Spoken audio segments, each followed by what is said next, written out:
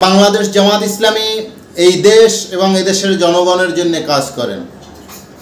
এই দেশ এবং দেশের জনগণ যদি ভালো থাকে, এই দেশের 18 কোটি মানুষ যদি ভালো থাকে, এই দেশ যদি ভালো থাকে, আপনি যতই জামাত ইসলামীর সমালোচনা করেন কোনো ক্ষতি নেই।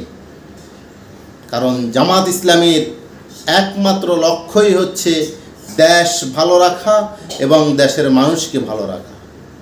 বাংলাদেশ জামাত ইসলামী এই লক্ষ্য নিয়েই কাজ করে।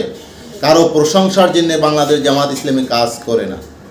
কে প্রশংসা করবে, কে সমালোচনা করবে, এটা জামাত ইসলামী কখনো বিবেচনায় আনে না।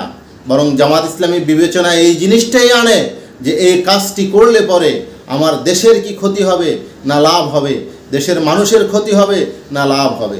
যদি দেখে দেশ এবং দেশের মানুষের মঙ্গলের জন্যে যে কোনো পরিণতি বাংলাদেশ জামাত ইসলামীর নেতাকর্মীরা স্বাচ্ছন্দ্যে মেনে নেয়।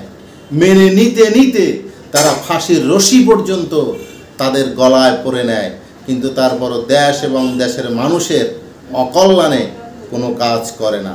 কাজে আপনি যতই সমালোচনা করেন জামাত ইসলামীর কিচ্ছু যায় আসে না।